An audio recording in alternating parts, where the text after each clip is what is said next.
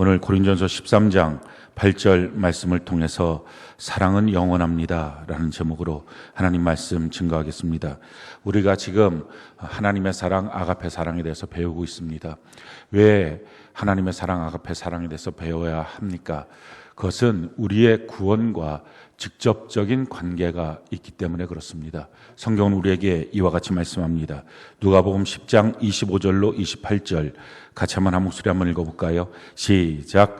어떤 율법 교사가 일어나 예수를 시험하여 이르되 선생님, 내가 무엇을 하여야 영생을 얻으리이까? 예수께서 이르시되 율법에 무엇이라 기록되었으며 내가 어떻게 읽느냐? 대답하여 이르되 내 마음을 다하며 목숨을 다하며 힘을 다하며 뜻을 다하여 주 너희 하나님을 사랑하고 또한 내 이웃을 내 자신과 같이 사랑하라 하였나이다. 예수께서 이르시되 내 대답이 옳도다. 이를 행하라. 그리하면 살리라 하시니. 아멘. 어떤 율법 교사가 예수님께 나와서 예수님을 시험하기 위해서 물어봅니다. 내가 무엇을 하여야 영생을 얻으리까? 지금 이 율법 교사의 질문은 내가 영생을 얻는 것이 무엇입니까? 어떻게 하면 영생을 얻습니까? 어떻게 하면 구원을 받습니까? 지금 그 질문을 한 것입니다. 우리가 알고 있는 신학적 지식을 가지면 어떻게 하여야 영생을 얻는 게 아니라 믿어야 영생을 얻는다, 믿어야 구원을 얻는다 라고 하는 말을 우리가 생각하면서 이 질문 자체가 틀렸다, 아마 그런 생각을 가질 것입니다. 그러나 사실은 예수님은 그 질문에 대해서 그것이 너가 지금 틀린 질문을 하는 거야 라고 고쳐줄 생각이 전혀 없습니다.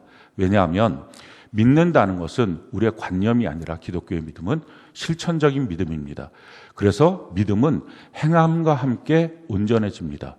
그런 점에서 믿고 있다면 정말 사랑이 돼야 믿는 것입니다. 믿는데 사랑이 안 되는 믿음이라면 그것은 죽은 믿음이고 거짓 믿음입니다. 그래서 무엇을 하여야 영생을 얻습니까? 이 질문도 오늘 이 본문을 통해서 예수님이 왔을 때 맞는 질문이다 라고 인정하신 것입니다. 그리고 나서 이렇게 물어보죠. 율법에 뭐라고 말하느냐? 어떤 사람들은 구약의 율법은 우리가 구원받는 은혜의 길하고 다른 것이다. 구약은 율법이고 신약은 은혜다. 그래서 신약을 통해서 무엇인가 얻어야지 구약은 아니다 라고 합니다. 근데 그렇지 않습니다. 구약과 신약이 함께 성경입니다. 그러니까 만약에 신약만 갖고서 무엇인가를 따진다면 그것은 초대교회에 이미 이단이 되었던 말시온주의입니다. 자기가 원하는 대로 편한 대로 무엇인가 성경을 취사 선택하는 것, 이것은 매우 악한 일인 것입니다. 그래서 율법에 뭐라고 말했느냐라고 물어볼 때 율법 교사가 지금 하는 말이 하나님 사랑, 이웃 사랑입니다. 그랬더니 예수님이 이렇게 말씀합니다. 내 말이 옳다라는 것입니다. 영생은 하나님 사랑, 이웃 사랑이 되는 게 영생입니다. 그게 구원입니다. 그래서 이렇게 말씀합니다. 너가 이것을 행하면 산다. 너가 이것을 행하면 영생의 삶을 살 것이다 라고 말씀합니다. 그러니 지금 우리가 구원을 받았다라고 하는 말은 다른 말로 말하면 하나님 사랑, 이웃 사랑이 되고 있습니다. 그 말입니다. 사랑이 안 되는 믿음, 그것은 죽은 믿음이고 가짜입니다. 제대로 된 성경이 말씀하고 있는 믿음, 그러기에 우리가 사랑을 배워야 될 이유는 그것이 우리의 영생과 구원과 직접적인 관계가 있기 때문에 그렇습니다. 그래서 성경이 이와 같이 말씀하죠. 요한일서 3장 14절 15절 우리 같이 한번 한 목소리 한번 읽어볼까요? 시작.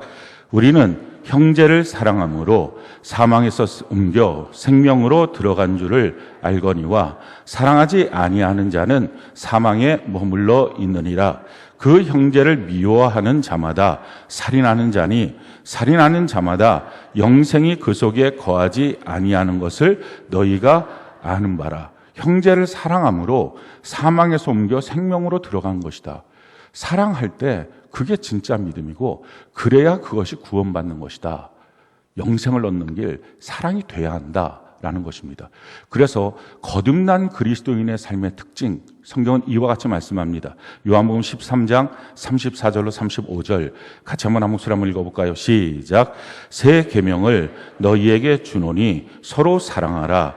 내가 너희를 사랑한 것 같이 너희도 서로 사랑하라. 너희가 서로 사랑하면 이로써 모든 사람이 너희가 내 제자인 줄을 알리라. 사랑하는 모습을 보면 그게 바로 그리스도인이다. 거듭난 그리스도인의 특징, 사랑하는 것이다 라고 다시 한번 분명히 성경은 말씀하고 있습니다. 그런 점에서 우리가 사랑을 분명히 알아야 됩니다. 그런데 이 사랑은 세상에서 우리가 알고 있는 사랑을 말하는 것이 당연히 아닙니다. 우리가 알고 있는 사랑은 왜 세상 사랑은 안 되느냐? 이것은 이기적인 사랑. 그래서 사랑이라고 말할 수 없고 이건 정욕이라고 말할 수 있는 것입니다. 내 중심, 나를 위한 것, 이런 것은 사랑이 아닙니다. 부모가 자녀에게 꼭 남겨주어야 할 그것이라고 하는 책이 있는데 그 책에 보면 자녀를 망치는 10가지 비결 이렇게 내용이 있어요. 제가 간단하게 읽어드릴게요. 첫 번째, 아이가 갖고 싶어하는 것은 무엇이든 다 주라. 두 번째, 아이가 나쁜 말을 쓸 때면 웃어넘기라. 셋째, 부모의 말을 듣지 않아도 크면 알아서 할 거라고 내버려 두라. 넷째, 잘못된 행동도 애교로 봐주라. 다섯 번째, 아이가 어지러워 놓은 침대, 옷, 신발 등을 모두 정돈해 주라. 여섯 번째, TV나 비디오를 마음대로 볼 수 있게 해주라. 일곱 번째, 아이들 앞에서 부부나 가족이 싸우는 모습을 자주 보이라. 여덟 번째, 먹고 싶다는 것은 다 먹이고 마시고 싶다는 것은 다 마시게 하고 좋다는 것은 다 해주라. 아홉 번째, 달라는 대로 거침없이 용돈을 주라. 열 번째, 아이 앞에서 이웃 어른과 선생님을 자주 비난하라. 이거 우리가 지금 이 말을 들어도 야, 이렇게 키우면 진짜 애 망치겠다 하는 생각이 들 것입니다. 그런데요, 혹시 지금 여러분들이 내가 갖고 싶은 것을 무엇이든지 주지 않기 때문에 나는 사랑받고 있지 않아, 이 생각하십니까? 내가 좀 나쁜 말을, 좋지 않은 말을 썼다고 해서 아니 그걸 그렇게 따지고 굴어야 돼? 좀 웃어넘기면 안 돼? 왜 이렇게 사랑이 없어? 혹시 그렇게 생각하지 않아요? 내가 하나님의 말씀 듣지 않아도 시간 지나면 듣겠지. 왜 이렇게 봐주지 않고 조급함으로 자꾸 뭐라고 챙겨? 이렇게 자꾸 채근하고 그래? 왜 이렇게 사랑이 없어? 라고 생각하지 않습니까? 지금 애 망치는 것을 제가 반대로 우리에게 적용해 보는 거예요. 이런 것들을 사랑이라고 생각하는 것, 이건 사랑이 아니에요. 이건 정욕이고 자기중심적이에요. 잘못된 행동도 애교로 봐주라. 내가 뭔가 잘못된 행동했으면 그냥 좀 그럴 수 있지 하고 넘겨주지. 그걸 왜 뭐라고 해? 아니 도대체 왜 이렇게 사랑이 없어? 우리 가정은, 왜 우리 교회는 왜 이렇게 사랑이 없어? 이런 말 합니까? 이거 정말 수준 낮은 거죠. 그리고 뭐 어지러워 놓은 침대, 옷, 신발 모두 정돈하라.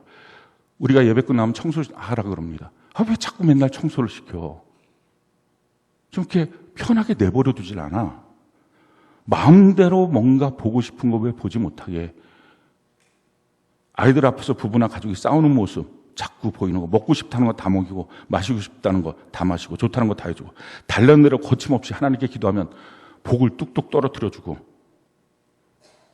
지금 혹시 그런 게 안 되면 사랑이 없다라고 말합니까? 왜 이렇게 사랑이 없어? 왜 이렇게 나한테 사랑을 안 해줘? 왜 사랑을 하나도 못 느끼겠어? 그렇게 말하는 사랑? 그건 사랑 아니에요. 그게 자신을 망치는 것입니다. 그런 사랑을 주는 교회, 그런 사랑을 주는 부모 가정이라면 사랑이 정말 없는 것입니다. 그건 그를 망치는 것입니다. 그렇다면 우리가 배워야 될 영생을 얻는 사랑, 그것은 무엇입니까? 헬라어로 보면 크게 사랑이라는 것이 네 가지가 있어요. 에로스, 이건 남녀 간의 사랑을 말하는데 이 남녀 간의 사랑은 굉장히 위험하기 짝이 없습니다. 그래서 사랑에 눈멀기도 하고 맹목적이 되기도 합니다. 그래서 하나님의 말씀으로 반드시 통제돼야 되고 말씀으로 검증돼야 합니다. 두 번째 사랑, 필레오의 사랑, 형제끼리의 사랑입니다. 이 형제끼리의 사랑은 에로스보다는 좀 더 안정적이긴 하지만 문제는 이것이 끼리끼리가 될 수 있습니다. 교회에 와서도 이 끼리끼리가 될 수 있어요. 그런데 사실은 이 끼리끼리 인본주의를 고쳐줄 수 있는 유일한 수단, 하나님이 우리에게 사용하신 유일한 수단, 그것이 바로 교회입니다.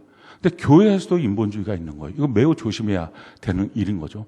교회에서 인본주의는 어떻게 됩니까? 딱 오자마자 예배 시간에 처음 왔는데 저 사람이랑 나랑은 통할 것 같아. 첫눈에 그런 경우 없어요. 그러니까 교회에 들어와서 처음에 뭔가 신앙생활 열심히 하려고 뭐 어느 교회든지 조직이 있겠죠. 셀이 있고 또 무슨 팀이 있고 무슨 예전으로 우리 따지면 스테반 집사예요. 루디아 집사예요. 셀 이런 것들이 있을 것입니다. 근데 거기에 처음 들어가서 서로 교제를 합니다. 그러다 보니까 마음이 통합니다. 근데 교회 조직이 그냥 계속 그 상태로만 있습니까? 부흥을 해야 되잖아요. 그럼 계속 셀이 분셀이 되겠죠. 또 팀도 있다가 없어지고 필요에 따라서 조정이 되겠죠. 자, 그렇게 해서 분셀이 됐어요. 근데 문제는 분셀 돼도 처음에 이게 무슨 첫정이라고 처음에 서로 좋아하고 한 몸 되었던 서로 이렇게 마음이 통했던 그 사람과의 교제권과 관계를 계속 더 유지하는 거예요. 아니 그럴 수 있죠. 어떻게 그걸 사람의 관계가 무잘라서 뚝 잘라집니까? 그러나 하나님이 옮겨주면 하나님의 주권을 인정해야 되죠. 그걸 배우는 거예요. 내 인정, 감정, 애정으로 살지 않도록 이런 삶이 되지 않도록 하나님이 주시는 조건 안에서 더 서로 교제를 맺고 서로 인사하고 밥 같이 먹을 수는 있겠죠. 근데 그게 아니라 더 힘을 써야 될 그것은 지금 내게 주신 셀, 지금 내게 주신 어떤 팀, 거기에 더 신경 써야 되죠. 그게 하나님이 내게 주신 하나님의 주권을 인정하는 것입니다. 그렇게 안 되는 게 뭐예요? 그게 인본주의예요. 인본주의라는 말이 뭡니까? 사람이 중심이라는 거예요.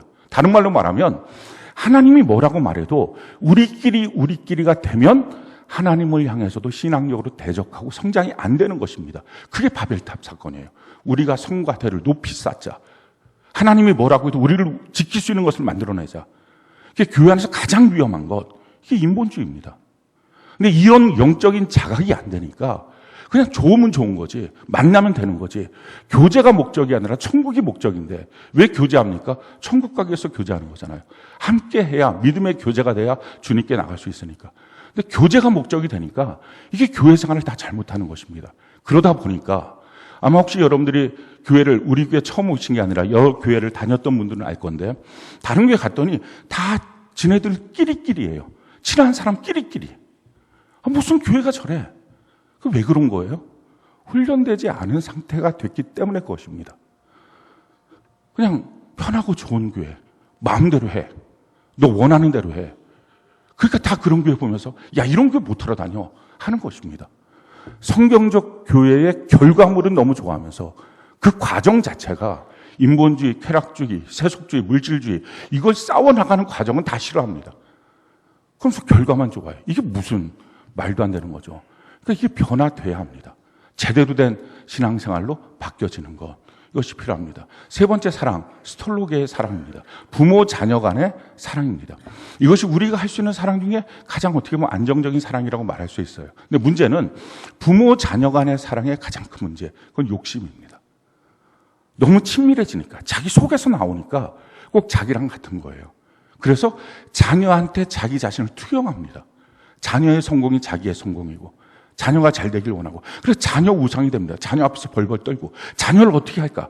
그러면서도 사실은 자녀에 대해서 짐처럼 여기고 힘들어하고 이 두 가지 마음이 그냥 막 있으면서 제대로 된 자녀 교육도 안 되고 그냥 자녀 앞에서는 또 벌벌 떨고 자기가 할 수 있는 거 교육을 다 시키면 뭔가 되겠지 하는 생각을 합니다. 근데 사실은 그렇게 되는 게 아니에요.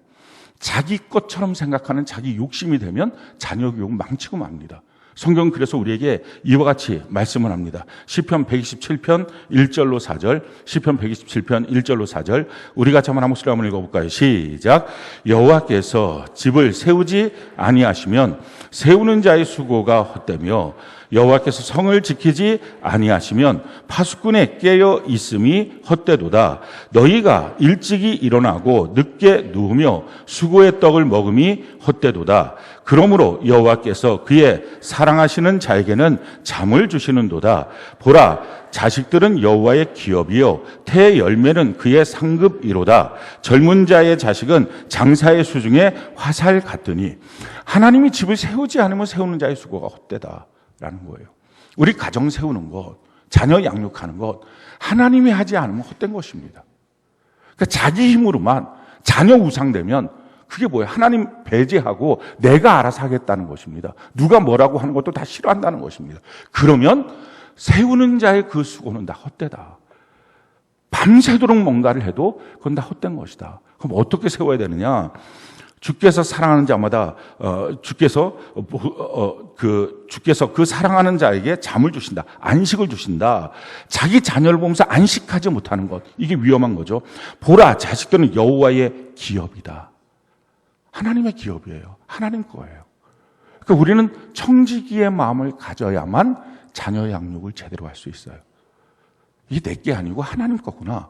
그래서 나는 청지기로서 하나님의 뜻대로 양육해야 되겠구나. 그럼 하나님의 뜻대로 양육이 뭡니까? 장사의 수중에 화살 같다. 그 자녀가 가서 꽂혀야 될 관역이 있는 거예요. 그 관역을 향하여 부모는 활처럼 자기의 인생이 휘어져서 그 자녀를 날려서 꽂히는 것입니다. 근데 문제는 어디에 내 자녀를 꽂혀야 될지, 내 자녀는 그렇게 가야 되는 자녀인지 그걸 모르는 거예요. 밤새도록 수고하고 자기가 휘어지긴 하는데 어디에 무엇을 하고 있는지를 모르는 것입니다. 다 자기 욕심대로 키우니까 돈 갖다 주면 잘 키우겠지. 이 학원 들여보내면 뭐 잘 되겠지. 맨 그런 막연한 생각으로 그렇게 키우니까 그렇게 안 되는 것입니다. 그래서 자녀를 향해서 이렇게 말하는 거죠. 에베소 6장 4절 우리가 한번 읽어볼까요? 시작. 또 아비들아 너희 자녀를 노엽게 하지 말고 오직 주의 교훈과 훈계로 양육하라. 주의 교훈과 훈계로 자녀를 잘 양육해야 됩니다. 그래서 양육의 방법에 대해서 성경은 이렇게 양육하는 일에 대해서 말씀합니다. 디모데후서 3장 13절로 15절 같이 한번 읽어볼까요? 시작. 악한 사람들과 속이는 자들은 더욱 악하여지어서 속이기도 하고 속기도 하나니 그러나 너는 배우고 확실한 일에 거하라. 너는 내가 누구에게서 배운 것을 알며 또 어려서부터 성경을 알았나니 성경은 능히 너로 하여금 그리스도 예수 안에 있는 믿음으로 말미암아 구원에 이르는 지혜가 있게 하느니라. 어렸을 때서부터 성경 가르치라 하는 것입니다. 어렸을 때 성경 가르치는 거 누가 가르칩니까? 부모가 가르치는 거예요. 자녀의 신앙교육뿐만 아니라 모든 삶의 교육 90%는 다 부모의 몫입니다. 제대로 안 하니까 진짜 엉망진창 자녀되고 그 자녀에 대한 상처를 고스란히 부모가 평생에 받고 사는 것입니다. 지금 이 말을 디모데후서 3장 3절로 13절로 15절 너가 어려서부터 성경을 배워야 된다라고 하는 말을 누구에게 준 편지입니까? 디모데에게 준 거예요. 근데 그 디모데는 어떻게 했다는 거죠? 너가 어렸을 때부터 성경을 배웠다는 걸 내가 알고 있다. 사도 바울이 지금 그렇게 말하는 거죠. 디모데는 어떤 사람이냐면 자기 아버지는 헬라인입니다. 그러니까 아버지는 쉽게 말하면 우리로 따르면 교회 안 다니는 사람, 신앙 없는 사람이에요. 아버지가 신앙이 없으니까 우리 자녀가 이 모양이지. 근데 그렇지 않았다는 것입니다. 성경이 이렇게 말해요. 디모데후서 1장 5절 같이 한번 읽어볼까요? 자, 시작. 이는 내 속에 거짓이 없는 믿음이 있음을 생각함이라. 이 믿음은 먼저 내 외조모 로이스와 내 어머니 유니게에 속해 있더니 내 속에도 있는 줄을 확신하노라. 그 어머니의 어머니로부터 신앙을 시작했는데 그 어머니도 남편을 안 믿고, 그러니까 할아버지, 외할아버지도 남편을 안 믿던 할아버지고 또 그 어머니 유니게도 그 남편은 헬라인이고 안 믿는 사람입니다. 그런데 그 신앙을 전달해 주니까 이 자녀가 디모데 같은 자녀가 나온 거예요. 어렸을 때서부터 너가 성경을 배웠다는 걸 내가 알고 있다. 그 배우고 확신한 일에 너가 거해야 된다라는 것입니다. 신앙생활 부모로부터, 가정으로부터 양육 제대로 받아야 합니다. 아직 여러분들의 자녀가 고등학교 이하라면 양육하십시오. 제대로 양육하십시오. 성경을 갖고 양육하는데요. 제일 좋은 것은 우리 교회에서 지금 하고 있는 양육 자료 있잖아요. 여러분들 다 양육 받았을 것입니다. 대부분은. 혹시 안 받았으면 셀장한테 양육해달라고 하십시오. 그 양육 자료를 갖고 자녀에게 양육하십시오.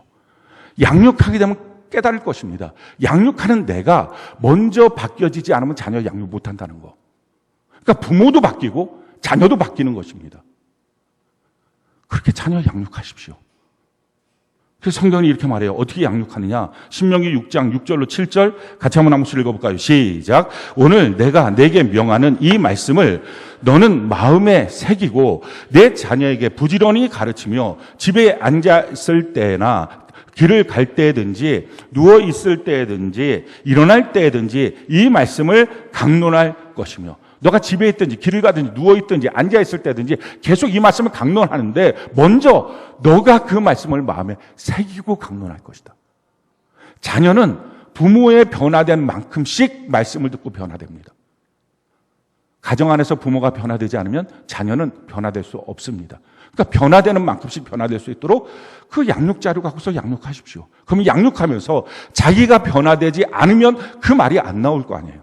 양육하는 것입니다. 중요한 것은 에로스의 사랑, 필레오의 사랑, 스톨로게의 사랑, 이 모든 것들은 다 아가페의 사랑 안에 있어야 됩니다. 그래야 안전돼요. 아가페 사랑이 뭡니까? 성경은 우리에게 이렇게 말하죠. 고린도전서 13장 4절로 5절, 4절로 7절 같이 한번 한번 읽어볼까요? 시작. 사랑은 오래 참고, 사랑은 온유하며, 시기하지 아니하며, 사랑은 자랑하지 아니하며, 교만하지 아니하며, 무례히 행하지 아니하며, 자기의 유익을 구하지 아니하며, 성내지 아니하며, 악한 것을 생각하지 아니하며, 불의를 기뻐하지 아니하며, 진리와 함께 기뻐하고, 모든 것을 참으며, 모든 것을 믿으며, 모든 것을 바라며, 모든 것을 견디느니라. 여러 번에 걸쳐서 말씀드렸는데 이 아가페 사랑이라는 사랑은 사실은 뭐 대단한 것, 야 이건 너무 하기 힘들다 이런 사랑이 아니라 우리가 생각할 때 사랑 하면 떠오르는 사랑이 바로 이 아가페 사랑이에요. 사랑하는 대상, 사랑한다고 하면서 자기한테 뭔가 안 좋은 것이 일어날 때마다 분노로 반응하고, 그거 사랑 아니잖아요. 그거 병든 사랑이잖아요. 사랑한다고 하면서 친절하지 못하고 무뚝뚝하고 함부로 행동하고 함부로 말하고 거칠게 표현하고, 사랑한다고 하면서 시기하고 그가 잘 되는 꼴을 못 보고, 사랑한다고 하면서 자랑하고 내가 잘한 것들 막 다 끄집어내서 내가 다 갖고 와라 이렇게 따져대고, 사랑한다고 하면서 교만하고 우쭐거리고, 사랑한다고 하면서 무례히 행하고, 사랑한다고 하면서 그 사람한테 자기의 유익, 자기 거 먼저 챙기고, 사랑한다고 하면서 성내는 것이 캐릭터가 돼 있고, 사랑한다고 하면서 마음속에 있는 악한 마음 이거 떠나보내지 못하고, 사랑한다고 하면서 약속 잘 지키지 않고, 사랑한다고 하면서 진리와 함께 기뻐하지 못하고, 사랑한다고 하면서 사랑의 관계인데 사랑하도록 메어놓은 그 관계 속에서도 모든 것을 참고 덮어주지 못하고 믿어주지 못하고 그를 향해서 기대하지 못하고 끝까지 견뎌주지 못한다. 그 사랑이 병든 거죠. 우리가 지금 생각하고 있는 사랑은 뭡니까? 아가페상, 좀 전에 읽었던 고린도서 13장 4절부터 7절까지의 그 사랑의 모습, 아 그게 사랑이구나. 우리가 생각하고 있는 정상적인 사랑이 그런 사랑입니다. 그러니까 예수 믿는다는 것, 그리스도인이 된다는 것은 어떤 신비한 존재, 뭔가 초월적 존재가 되는 게 아니라 정상적인 사람이 되는 거예요. 그게 거듭남이에요. 마귀 자식으로, 마귀 노예로, 죄의 노예로 있었잖아요. 그게 무슨 건강한 사람이겠어요? 이거 다 병들고 깨어진 모습이겠죠. 근데 그 사람이 하나님의 아들, 딸이 된 거예요. 정상적이고 건강한 사람이 되는 것. 성경은 우리에게 이렇게 말합니다. 에베소서 4장 13절, 15절, 16절 우리 같이 한번 한 목소리 한번 읽어볼까요? 시작. 우리가 다 하나님의 아들을 믿는 것과 아는 일에 하나가 되어 온전한 사람을 이루어 그리스도의 장성한 분량이 충만한 데까지 이르리니 오직 사랑 안에서 참된 것을 하여 범사에 그에게까지 자랄지라. 그는 머리니 곧 그리스도라. 그에게서 온 몸이 각 마디를 통하여 도움을 받음으로 연결되고 결합되어 각 지체의 분량대로 역사하여 그 몸을 자라게 하며 사랑 안에서 스스로 세우느니라. 우리가 다 하나님의 아들을 믿는 것과 아는 일에 하나가 돼요. 이것이 거듭남입니다. 믿는 것, 아는 것이 하나가 된 거예요. 자, 그렇게 하나가 된 그 거듭남의 사건이 뭡니까? 온전한 사람을 이루어. 그게 건강한 사람, 그게 정상적인 사람이라는 거예요. 거듭난 사람이라는 것은 비정상적인 사람이 아니라, 병든 사람이 아니라 정상적인 사람이 된 것. 그때부터. 그 정상적인 사람이 된 것. 그 정상적인 사람이 이제는 자라나서 그리스도의 장성한 분량까지 이르는 것. 이걸 신앙생활이라고 말합니다. 어떻게 자라나서 이룰 수 있어요? 사랑 안에서 참된 것을 말하고, 사랑 안에서 하나님의 말씀 가운데 있고, 그리고 서로 상합하고 결합하는 셀 교회 안에 있고, 교회와 말씀을 통해서 자라날 수 있다. 지금 이렇게 말하는 것입니다. 그렇게 우리가 신앙생활을 하는 것입니다. 그런데 오늘 본문이 우리에게 뭐라고 말합니까? 그 사랑은 언제까지나 떨어지지 아니하고 이렇게 말합니다. 이 떨어지지 않고 라는 거, 사랑은 이 펩토, 헬라어로 말하면 이 단어인데, 이 펩토라고 하는 단어는 이파리가 시들어서 뚝 떨어지는, 이게 펩토입니다. 사랑은 이렇게 시들어서 떨어지지 않는다. 사랑 계속 간다. 영원하다라는 것입니다. 그래서 성경은 우리에게 이렇게 말하죠. 베드로전서 1장 23절로 25절 같이 한번 읽어볼까요? 시작. 너희가 거듭난 것은 썩어질 씨로 된 것이 아니요 썩지 아니할 씨로 된 것이니 살아있고 항상 있는 하나님의 말씀으로 되었느니라. 그러므로 모든 육체는 풀과 같고 그 모든 영광은 풀의 꽃과 같으니 풀은 마르고 꽃은 떨어지되 오직 주의 말씀은 세세토록 있도다 하였으니 너희에게 전한 복음이 곧 이 말씀이니라. 하나님의 말씀, 이거 시들지 않고 떨어지지 않는 영원한 것입니다. 하나님의 사랑, 시들지 않고 떨어지지 않는 영원한 것입니다. 그걸로 거듭난 거예요. 제가 30살에 카나다 토론토에 있는 에어포트 처치에 가서 주님을 만나고 거듭났습니다. 그때 이제 토론토 브레싱이라고 했던 몇 달 동안의 시기였어요. 제가 알기로는 그때 지구촌교회 원로 목사님으로 계신 이동원 목사님이나 여러 목사님들이 와서 그 모습을 보고 이동원 목사님 같은 경우는 칼럼을 쓰기도 그 당시에 했었습니다. 뭐 지금부터 한 30년 전쯤 되는 일이죠.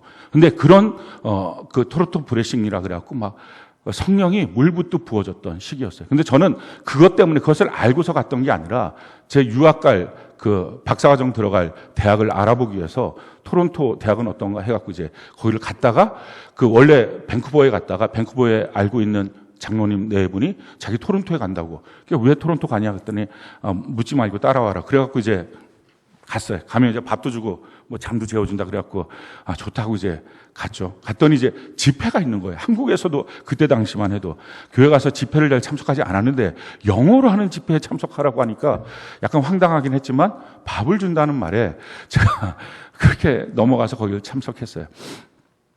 이틀째 되던 날에 거기서 제가 성령님을 만났어요. 하나님을 만난 거예요.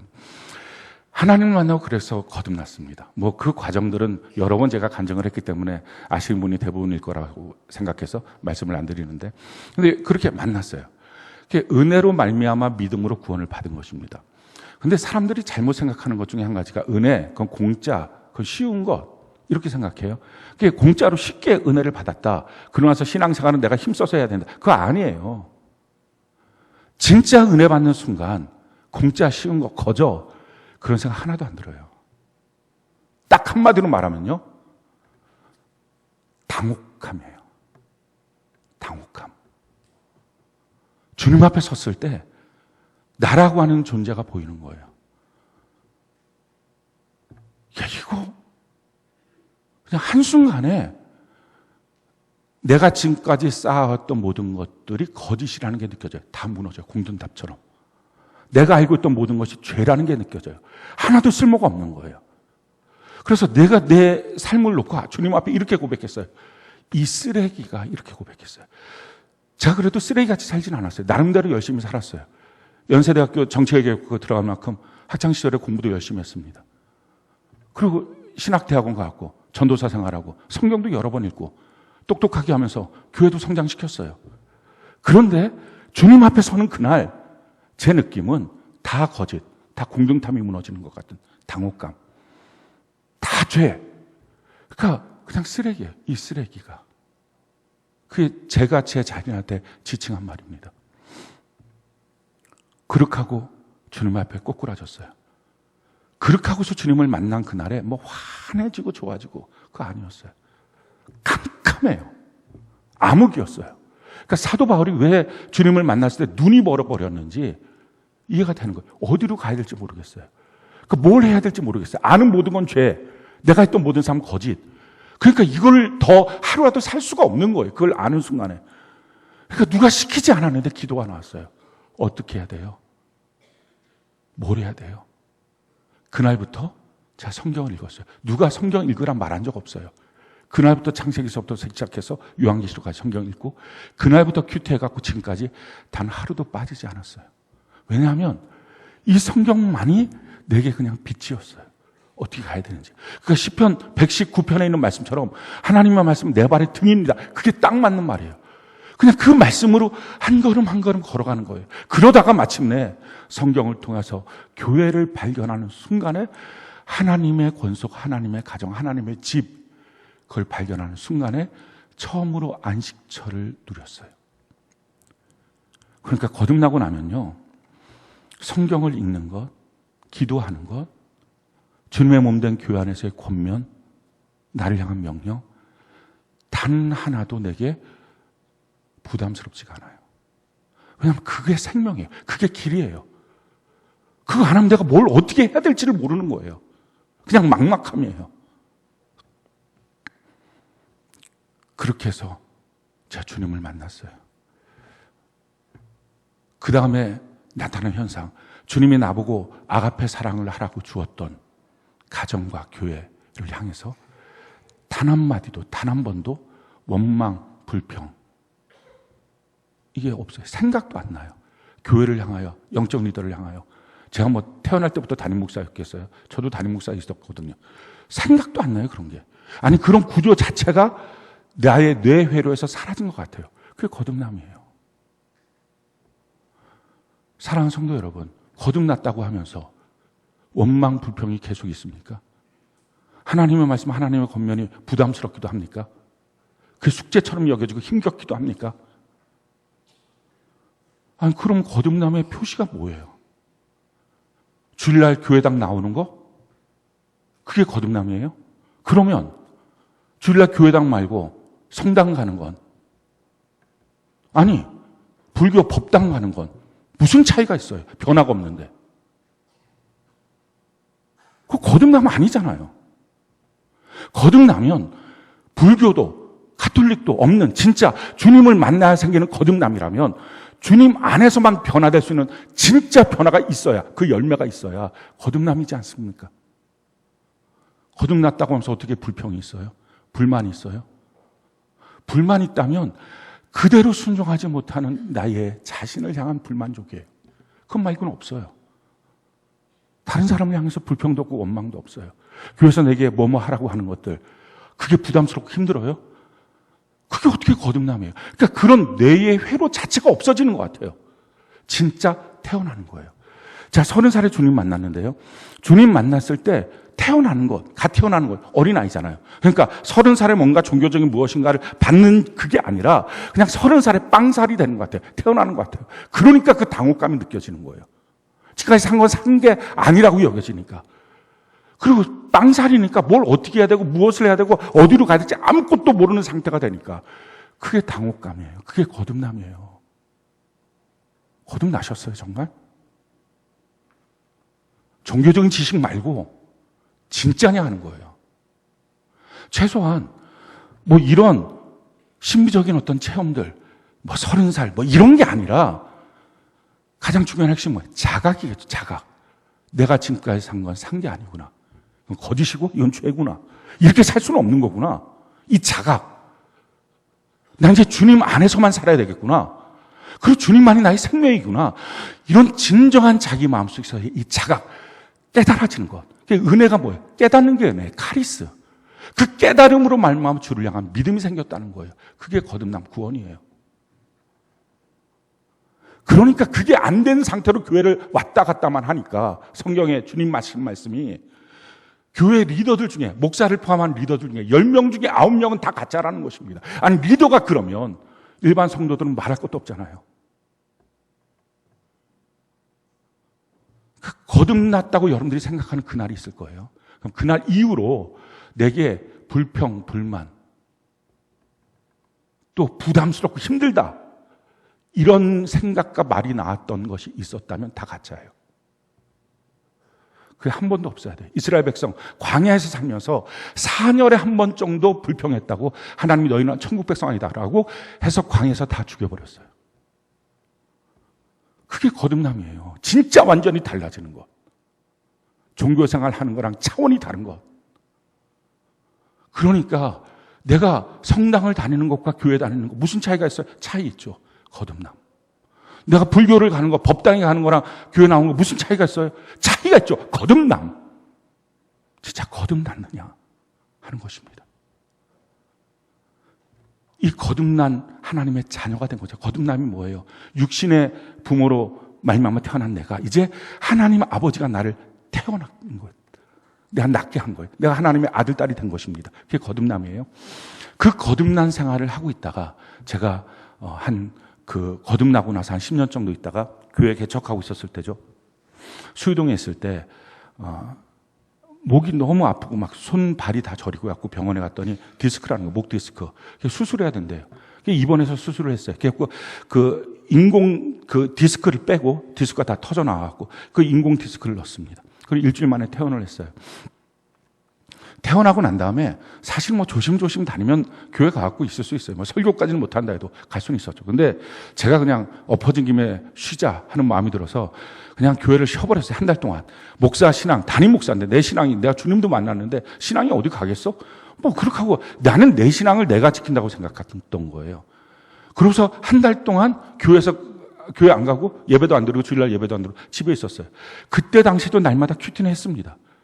한 번도 빠지지 않았으니까. 근데 그렇게 하고 난 다음에 처음 몰랐어요. 한 달이 지나고 난 다음에 이제 강단에 서야 되잖아요. 언제까지 제가 쉬고 놀고 먹겠어요. 근데 그때가 마침 이제 영시 예배가 해야 될 그때쯤이었어요. 근데 문제는 강단에 서려고 설교 준비를 하는데 마음속에 하나님이 계신가? 믿음이 개떡같이 된 거예요. 이게 전혀 쓸모없는 믿음이 된 거예요. 그때 알았어요. 내가 내 신앙 지키는 게 아니라 주일 예배가 내 신앙 지켜주고 내가 내 신앙 지키는 게 아니라 교회 공동체가 내 신앙 지켜준다는 거. 그거 없으면 난 소리 소문 없이 그냥 죽는다는 거. 내가 내 목을 졸라서 죽이고 있다는 걸 그때 알았어요. 그거 어떻게 해요?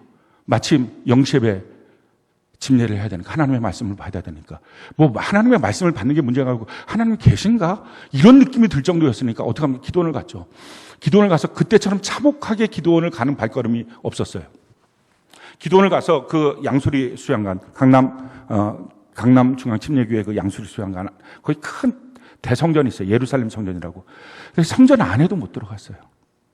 그 성전문 밖에서 그 앞에 로비에서 어떻게 해야 될지 모르겠는데 몸둘 바를 모르겠더라고요.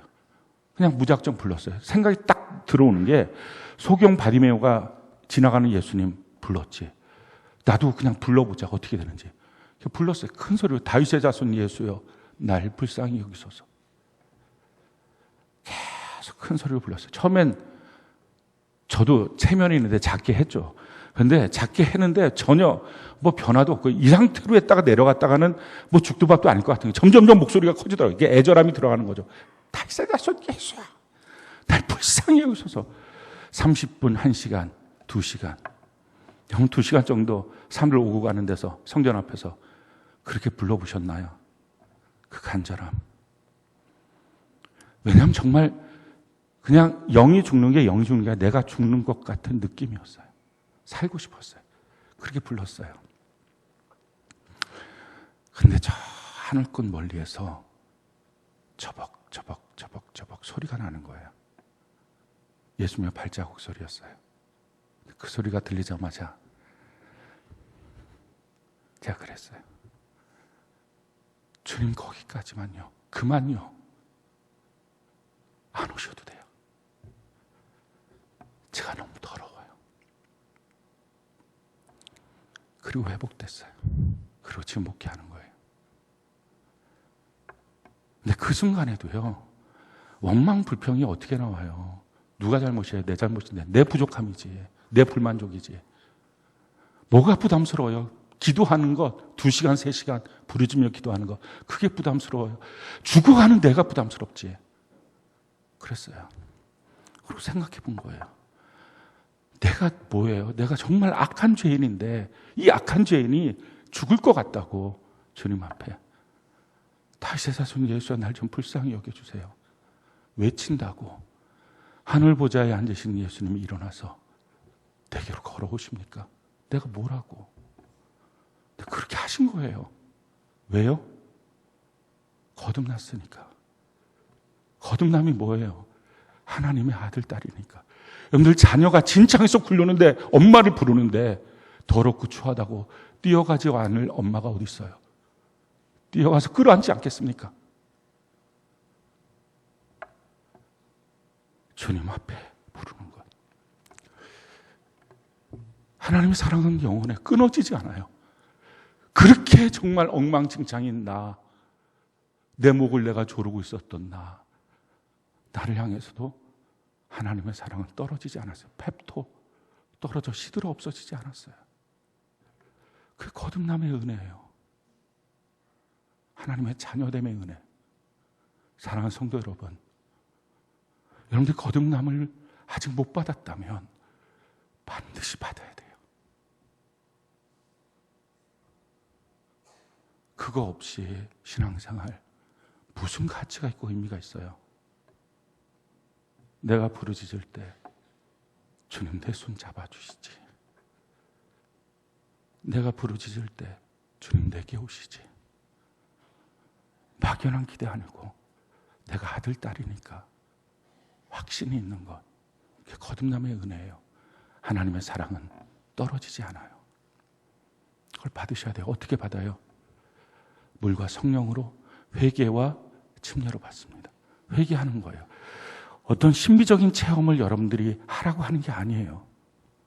그것보다 더 중요한 것, 그 진짜 중요한 건 뭐냐면 자각이에요. 깨닫는 것. 내가 어떤 존재인지 아는 것. 어떤 사람 성경을 읽다가 자각하는 수가 있어요. 어떤 사람 예배 부르고 찬송하다가 자각하는 수도 있어요.